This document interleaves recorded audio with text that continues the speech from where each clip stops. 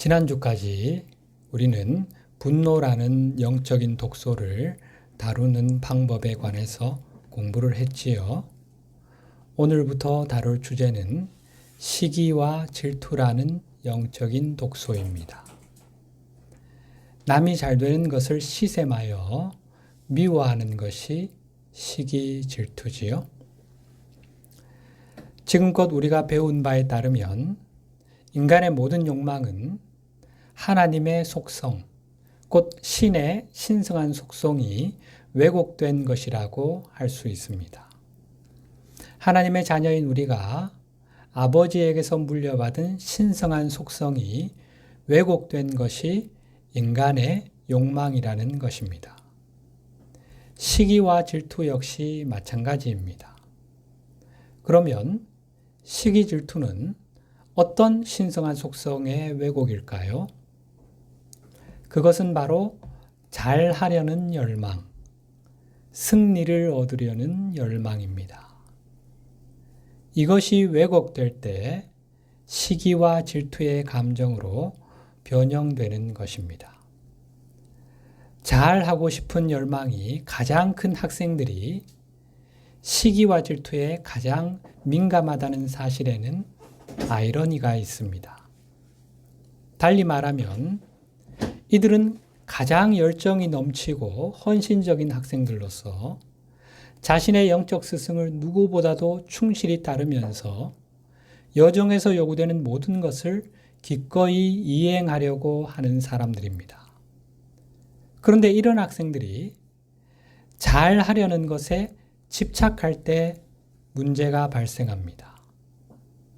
이것은 불균형한 욕망으로 세상에서 성취한 외적 결과에 따라 잘하고 있다는 평가를 받으려는 집착입니다. 이런 불균형은 어디서 오는 것일까요? 모든 불균형은 분리의 환영에서 나옵니다. 분리의 환영은 우리와 창조주 사이의 거리, 공간을 만들어내고 이것은 필연적으로 두려움을 야기합니다. 내 존재의 근원이신 창조주와 나 사이에 생겨난 거리감이 내가 길을 잃고 우주미아가 될 수도 있다는 두려움, 내가 아예 상실될 수도 있다는 공포를 야기하는 것입니다. 하나님과 나 사이의 간극, 이 공간은 하나님이 안 계시는 두려움의 땅입니다. 바로 여기에 반그리스도의식이 생겨나게 되며 이것이 세상 어떤 것도 하나님과 분리될 수 없다는 존재의 진실을 숨기도록 고안된 무수한 환영들을 만들어냅니다. 요한복음 1장 3절 모든 것이 그로 말미암아 생겨났으니 그가 없이 생겨난 것은 하나도 없다. 존재하는 모든 것이 하나님의 몸, 그분의 일부이며 따라서 하나님과 우리 사이에 공간이 있다고 느끼는 분리감이 거짓 환영임을 선언하는 말씀이지요. 이제 문제의 핵심으로 들어가 보십시다. 신의 가장 중요한 속성 중 하나는 무한성입니다. 무한, 한이 없고 끝이 없고 경계가 없다는 뜻이죠. 인간이 생각할 수 있는 모든 조건, 한계를 뛰어넘는 존재가 바로 신입니다. 사실 신을 더 잘 표현할 수 있는 말이 무한일 것입니다. 무한. 신 이꼬르 무한. 하나님 이꼬르 무한. 창조주는 곧 무한이다. 우리의 의식하는 자아는 이 무한한 창조주가 개체화된 것입니다. 이것은 전체를 이루고 있는 창조주의 한 부분이면서도 독립된 개성을 지닌 개체적인 존재라는 뜻입니다.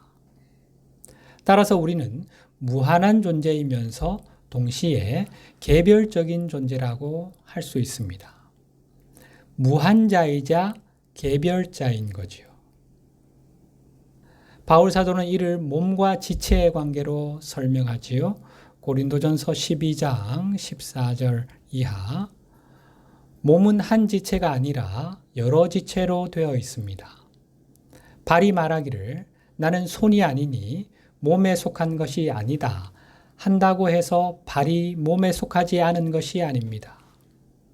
또 귀가 말하기를 나는 눈이 아니니 몸에 속한 것이 아니다 한다고 해서 귀가 몸에 속하지 않은 것이 아닙니다. 하나님께서는 그분이 원하시는 대로 몸 안에 각각 다른 기능을 하는 여러 지체를 두셨습니다. 그런데 실은 지체는 여럿이지만 몸은 하나입니다. 여기서 몸은 무한자이신 하나님을, 몸의 지체는 우리 존재, 우리의 의식하는 자를 의미하지요. 몸을 이루고 있는 각 지체는 전체인 몸의 일부이지만 저마다 자신만의 독자적인 기능과 개성을 가지고 있지요. 각 지체는 개체성을 잃지 않으면서도 전체인 몸의 한 부분으로 존재합니다. 무한성과 개체성을 동시에 지니고 있는 것입니다. 이미 잘 아시는 것처럼 의식하는 자아는 자신이 생각하는 그대로의 존재입니다. 자신이 그러하다고 생각하는 그 정체성으로 존재하는 것입니다. 이 물질계에서 말이죠. 우리의 의식하는 자아는 하나의 개별적인 존재로 창조되었고 따라서 한 개별자의 관점으로 세상을 보게 됩니다. 창조주는 무소부재하신 분으로 모든 것을 동시에 조망하는 전체적인 관점을 가지고 계신데 개별적인 존재로 창조된 우리는 이런 거시적인 관점 대신 매우 제한적이고 국소적인 관점을 가지고 있습니다. 이런 점에서 신의 확장체인 우리는 어떤 특정한 관점에서 창조물을 바라보는 창조자라고 말할 수 있습니다. 창조주는 우리가 지닌 정체성의 프리즘을 통해 우리 안에서 세상을 바라보고 있다고 할 수 있습니다. 우리 안에서 우리가 지닌 저마다의 정체성을 통해 세상을 바라보고 경험하고 있는 것입니다. 따라서 의식하는 자아는 즉시 관점을 이동해서 내 안에 계신 창조주의 전체적인 관점, 거시적인 관점으로 세상을 볼 수 있는 잠재력을 가지고 있습니다. 창조주의 확장체요, 개체화가 의식하는 자아니까요. 높은 언덕에 서서 탁 트인 전경을 내려다본다고 상상해 보십시다. 이제 우리는 기능이 뛰어난 쌍안경으로 앞을 보기 시작합니다. 갑자기 전체 전경의 일부만 눈에 들어오고 그 외의 부분은 볼 수 없게 되지요. 게다가 우리가 보는 것은 크게 확대되어 그 부분이 더 부각되어 보입니다. 그러나 우리는 즉시 쌍안경을 벗고 전체적인 관점에서 전경을 조망할 수 있는 잠재력이 있지요. 의식하는 자아는 언제든 자신의 국소적인 관점을 바꿔서 신의 전체적인 관점으로 세상을 볼 수 있습니다. 이런 경험을 사람들은 신비체험이라 하지만 사실 이것이 그리 신비로울 것은 없습니다. 지구상의 대다수 사람은 자신이 분리된 자아를 넘어서는 존재라는 사실을 잊어버렸기 때문에 이것이 신비롭게 여겨질 뿐입니다. 사람들은 분리된 자아라는 쌍안경을 통해서만 세상을 볼 수 있다고 생각합니다. 우리가 이원성으로 추락하기 전에는 이 쌍안경이 세상을 바라보는 하나의 방법, 하나의 도구임을 알고 있었습니다. 어떤 특정한 부분을 확대해서 보여주는 도구라는 것을 말이지요. 그러나 우리가 이원성의 영향을 받게 된 후로는 이 쌍안경이 우리가 보는 모든 것을 왜곡하고 채색해서 보여주게 되었습니다. 의식하는 자아는 자신의 개체성을 잃지 않으면서 자신이 나왔던 무한 속으로 다시 들어가서 전체성과 합쳐질 수 있습니다. 개체인 동시에 무한일 수 있는 것입니다. 의식하는 자아는 자신이 개별적인 정체성을 통해 스스로를 표현하고 있는 무한자라는 사실을 알 수 있습니다.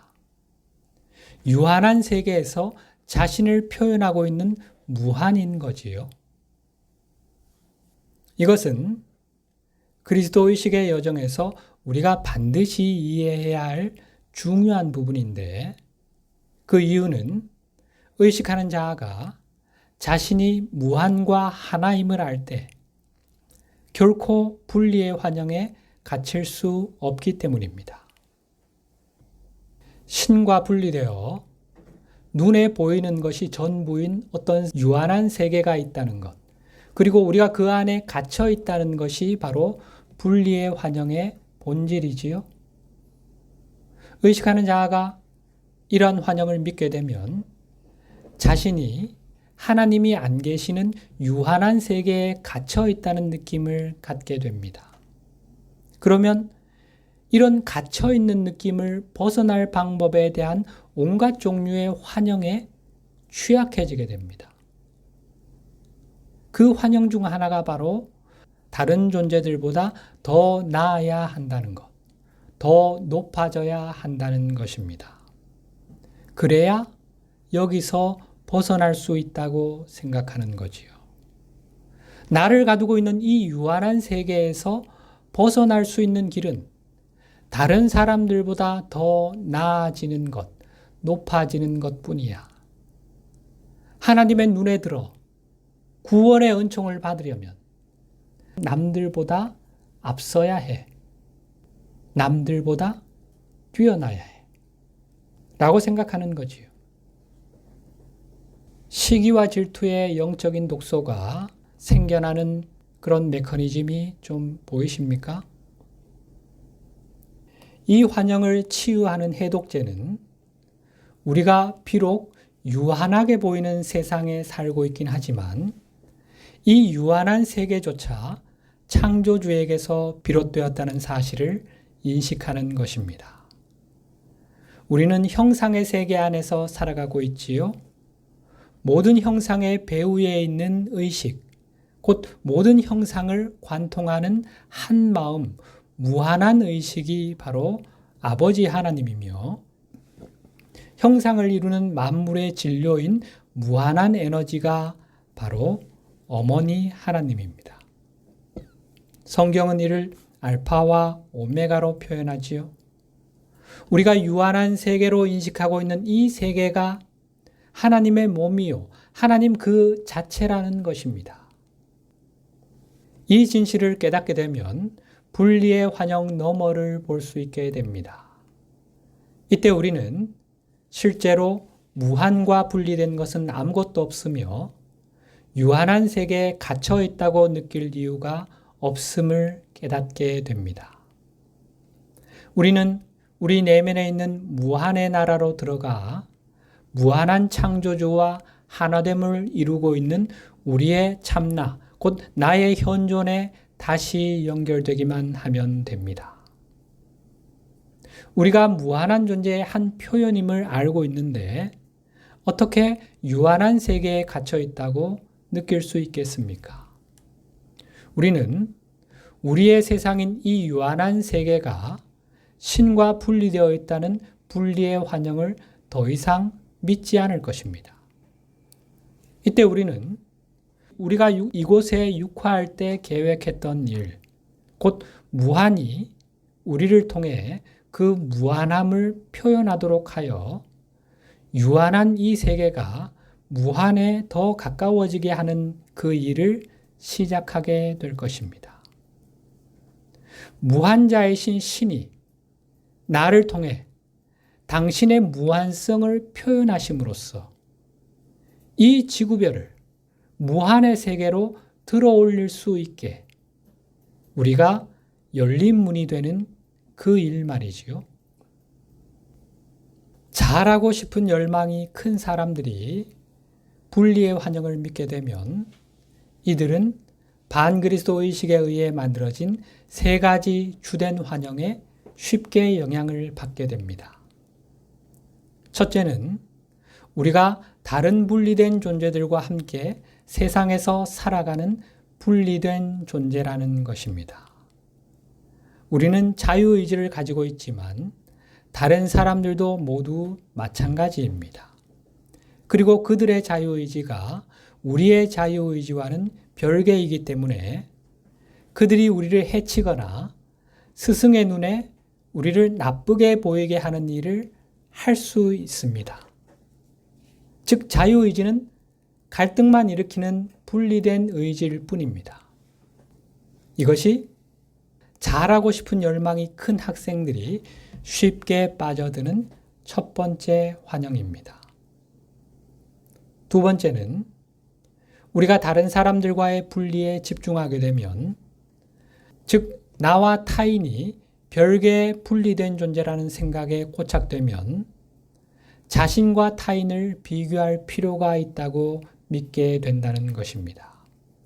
스승에게 깊은 인상을 남기려면 다른 사람들보다 더 잘해야 하겠지요? 이렇게 스승의 총애를 받고 싶은 욕구로 인해 경쟁심을 갖게 되고 다른 사람들 위로 올라서야 할 필요가 생기게 됩니다. 세 번째로, 우리가 분리의 환영을 믿게 되면 필연적으로 물질 세계의 주의력을 집중하게 됩니다.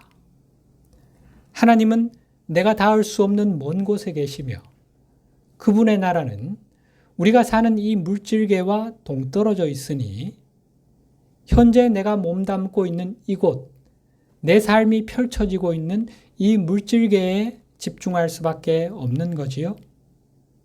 우리는 이 세상에서 뭔가를 함으로써 하나님 나라에 들어갈 수 있다고 말하는 외적인 길에 집착하게 됩니다. 다시 말해 스승에게 깊은 인상을 주는 방법, 즉 잘 해내는 것 말이죠. 그렇게 스승의 눈에 들어 구원을 얻을 수 있는 비결은 이 세상에서 어떤 근사한 결과를 만들어내는 것이라고 생각하는 것입니다. 물론 우리는 이 세상에서 성취할 수 있는 거의 모든 것이 다른 사람들의 선택에 의해 영향을 받는다고 생각합니다. 이로 인해 단순 경쟁이 아닌 다른 사람들을 통제해야 하는 또 다른 이원성 투쟁을 시작하게 됩니다. 어떤 이들은 다른 이들보다 더 낮게 보이려면 자신을 높여야 할 뿐 아니라 상대를 끌어내려야 한다는 더 깊은 환영에 빠지게 됩니다. 이제 그들은 자신을 높이는 데 집중하는 대신 타인을 폄하하고 비하하고 깎아내리는 일에 집중하기 시작합니다. 이렇게 해서 지속적인 이원성 투쟁이 생겨나게 되는 것입니다. 어떤 영혼이 이런 이원성 환영을 믿게 되면 그는 이제 비교하는 것이 가능할 뿐 아니라 필요하다고 여기게 됩니다. 우리 외면의 마음은 의식적인 생각 없이 본능적으로, 기계적으로 다양한 종류의 수많은 비교를 하도록 평생, 아니 몇 생에 걸쳐 프로그램되어 왔다고 할 수 있습니다. 우리는 학교 성적에서부터 부모의 사회적 지위나 재산에 이르기까지 심지어 국적, 인종, 종교까지도 다른 사람들과 비교하게 되는 이런 비교의식에 기반을 둔 세상에서, 그리고 이것을 장려하는 사회에서 성장했지요. 즉 우리 외면의 마음은 너무나 철저히 서로를 비교하도록 프로그램되었기 때문에 우리의 의식하는 자아가 모든 것을 집어삼키는 이 비교의식의 블랙홀에서 벗어나기 위해서는 아주 단호한 노력이 필요합니다. 살아있는 그리스도의 제자로서 우리는 절대적인 자유, 완전한 영적 자유를 향해 나아가고 있습니다. 이 여정에서 우리가 넘어야 할 고갯마루 중 하나가 바로 비교의식입니다. 이것이 왜 그리 중요할까요? 우리가 시기와 질투의 영적인 독소를 벗어나려면 반드시 비교의 환영을 뛰어넘어야 합니다. 왜냐하면 시기 질투는 우리가 자신을 타인이나 이 세상에서 규정된 어떤 기준과 비교하는 것이 가능하다는 환영에서 비롯되기 때문입니다. 비교하지 않는다면 시샘하고 미워할 근거가 없지 않습니까? 눈보라가 수십억 개의 눈송이를 만들어낼 수 있지만 그 무수한 눈송이 중 똑같은 것이 하나도 없다는 것은 널리 알려진 사실이지요. 얼마나 신비롭습니까? 너무나 단순한 요만한 그냥 얼음 조각인데 세상에 똑같이 생긴 게 하나도 없습니다. 참 신비롭지요. 하나님의 능력이지요. 우리는 이 사실에서 우리의 논의와 관련하여 두 가지 의미를 찾아낼 수 있습니다. 하나는 눈송이가 상대적으로 단순한 구조라는 점입니다. 신과 함께하는 공동 창조자인 우리는 눈송이에 비교할 수 없을 만큼 엄청나게 복잡한 구조를 가진 존재입니다. 단순한 구조보다는 복잡한 구조에서 독특한 개성이 창조될 가능성이 훨씬 더 크지요. 따라서 하나님이 눈송이처럼 단순한 구조에서 저마다 독특함을 창조하실 수 있다면 당신과 함께 세상을 창조해 나가는 공동 창조자들 하나하나를 독특하게 창조하시는 것은 훨씬 더 쉬운 일이 아니겠습니까? 요점은 우리는 저마다 어떤 다른 존재와도 비교할 수 없는 독창적인 존재, 독보적인 개체로 창조되었다는 것입니다.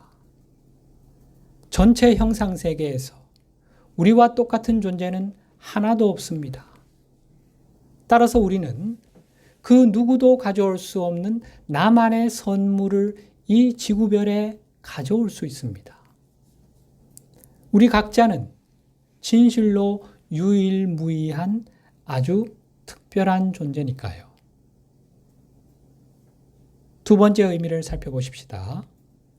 눈송이를 연구하는 일에 평생을 바친 과학자를 만난다고 상상해 보십시다. 그런데 이 과학자는 아주 특이한 방향으로 연구를 진행해 왔습니다. 그는 눈송이들을 비교하여 좋은 눈송이와 나쁜 눈송이로 분류하기 위한 시스템을 갖추었고 눈송이의 가치를 평가할 수 있는 척도를 만들었습니다. 그리고 그 척도의 맨 위에는 완벽한 눈송이가 있는데 그것을 발견하는 것이 그의 일생의 목표입니다. 따라서 그는 인류가 눈송이를 더 잘 사용하도록 돕는 것이 아니라 자신이 만들어낸 가치 척도에 따라 완벽한 눈송이를 찾아내고 눈송이들을 분류하여 서열을 매기는 것을 목표로 하는 탐구에 평생을 보냅니다. 어떻습니까? 이 과학자가 의미 있고 가치 있는 일을 하고 있다는 생각이 드십니까? 일생을 이렇게 보내는 것은 좀 아니라는 생각이 들지 않습니까? 자신만의 주관적인 기준을 만들어서 그에 따라 저마다 독특하고 특별한 눈송이들을 가치 판단하여 그것들을 줄 세우는 것이 무슨 의미가 있습니까? 이것은 유익한 활동이라 하기 어렵겠지요? 이것은 이 지구별에서의 삶을 개선하는 일에 전혀 도움이 되지 않습니다. 실용적인 가치가 없는 한마디로 쓸모없는 일인 거지요. 또 이것은 불가능한 탐구입니다. 눈송이들은 저마다 독특한데 독특한 대상들을 어떻게 비교할 수 있다는 말입니까? 그리고 눈송이와 같은 것에 가치를 부여하는 것이 무슨 의미가 있을까요? 좋은 눈송이와 나쁜 눈송이가 있다는 것이 말이 됩니까? 완벽함은 불완전함과 비교할 수 있음을 전제로 합니다. 그런데 모두가 유일무이한 독보적인 존재라면 불완전한 것이 따로 있을까요? 하나님의 형상대로 지음받은 신의 자녀들의 가치를 누가 어떻게 평가하여 완전한 것과 불완전한 것으로 나눌 수 있다는 말입니까? 모든 공동 창조자를 참으로 독보적인 개체들로 창조한 하나님의 마음에 가치 판단이 있을 수 있을까요? 지금껏 우리가 그토록 애써 추구해온 완벽함이라는 것, 그리고 타인과 비교하여 높아지려는 것, 그래서 하나님의 눈에 들려는 것, 얼마나 부질없는 몸짓이었음이 보이십니까? 요한복음에는 부활하신 예수님께서 갈릴리 호수에서 제자들에게 나타나신 사건이 기록되어 있지요. 거기서 주님은 베드로에게 아주 의미심장한 말씀을 하십니다. 오늘 본문 21장 18절, 내가 진정으로 진정으로 내게 말한다. 내가 젊어서는 스스로 띠를 띠고 내가 가고 싶은 곳을 다녔으나 내가 늙어서는 남들이 너의 팔을 벌릴 것이고 너를 묶어서 내가 바라지 않는 곳으로 끌고 갈 것이다. 요한은 이 말씀을 이렇게 추석합니다. 19절, 예수께서 이렇게 말씀하신 것은 베드로가 어떤 죽음으로 하나님께 영광을 돌릴 것인가를 암시하신 것이다. 요한은 주님의 이 말씀을 베드로의 마지막 모습, 곧 그의 죽음에 대한 예언으로 이해한 것입니다. 전승에 따르면 후에 베드로는 로마에서 교회를 지도하던 중 네로 황제의 박해에 휘말려 십자가에 거꾸로 매달려 순교한 것으로 전해지지요. 베드로가 예수님에게서 자기 운명에 대한 이 예언을 들었을 때 그 심정이 어땠을까요? 너는 나이 들어서 늙어서 네 마음대로 못한다. 남들이 너의 팔을 벌릴 것이고 너를 묶어서 네가 바라지 않는 곳으로 끌고 갈 것이다. 여러분, 예수님이 나에게 이런 말씀을 하셨다고 생각해 보십시오. 베드로의 감정을 이입을 해서 한번 상상을 해 보십시오. 추가적인 질문 안 떠오를까요? 뭔가 더 묻고 싶은 말씀이 없습니까? 질문이 없습니까? 너무나 엄청난 말씀을 지금 하고 계시지 않습니까? 베드로가 예수님에게서 자기 운명에 대한 이 예언을 들었을 때, 이 중요한 순간, 베드로는 뜬금없이 이런 질문을 던집니다. 20절, 21절, 베드로가 돌아보니 예수께서 사랑하시던 제자가 따라오고 있었다. 이 제자는 마지막 만찬 때에 예수의 가슴에 기대어서 주님을 넘겨줄 자가 누구입니까? 하고 묻던 사람이다.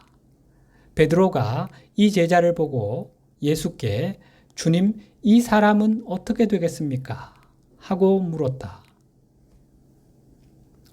마지막 만찬 때 예수님께 몸을 기댄 채 질문을 던졌던 제자가 누구지요?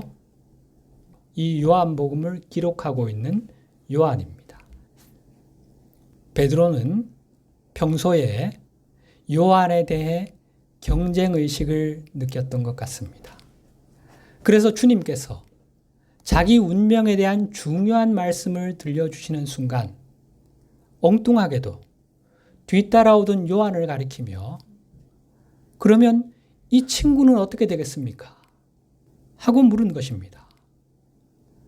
자신의 앞날이 예고되던 그 중요한 순간, 베드로의 마음을 온통 지배했던 생각이, 내가 그렇게 된다면 이 녀석, 이 요한은 어떻게 될까?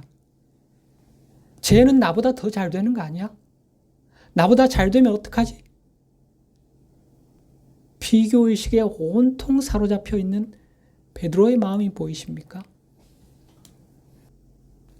내 운명 그렇게 죽고 말고 모르겠고, 얘는 어떻게 됩니까? 얘는 나보다 잘 됩니까? 못 됩니까? 그것만 얘기해 주십시오. 베드로의 마음이 이제 보이시지요? 이에 주님이 이런 말씀을 주시지요. 22절. 예수께서 말씀하셨다. 내가 올 때까지 그가 살아있기를 바란다고 한들 그것이 너와 무슨 상관이 있느냐? 너는 나를 따르라. 내가 다시 올 때까지 요한이 살아있기를 내가 원한다 해도, 그래서 요한이 죽음을 보지 않고 그때까지 살아있는다 해도 그것이 너와 무슨 상관이냐? 요한이 어떻게 되든 그것이 너와 무슨 상관이 있느냐? 비교의식일랑 그만 내려놓고 너는 나의 길, 곧 내가 시범 보인 그리스도의 길을 따르는 일에 온 마음을 집중하여라. 안타깝게도 베드로는 끝내 비교의식을 극복하지 못한 것 같지요? 기독교인들에게는 충격적인 이야기일 수 있겠지만 베드로는 2000년이 지난 지금까지도 이원성을 벗지 못하고 있다고 주님은 말씀하십니다. 주님의 제자인 우리가 그리스도의식의 여정에 온전히 집중하기 위해서는 반드시 비교의식을 떨쳐버리고 시기와 질투의 마음을 극복할 수 있어야 합니다. 우리의 의식을 수시로 사로잡는 비교의 영체, 시기 질투의 영체를 죽게 해야 하는 거지요. 우리가 이제 분노에 관해서 거의 한 달 반 정도를 그렇게 공부를 하고, 여러분 분노를 조금은 다룰 수 있는 그런 내면의 힘이 이제 생기셨을 텐데, 이제 이 시기 질투를 다루는 법을 본격적으로 한번 배워볼 텐데, 오늘은 간단하게 그렇게 가볍게 시작을 하고 다음 주부터 본격적으로 더 깊이 들어가 보도록 하겠습니다.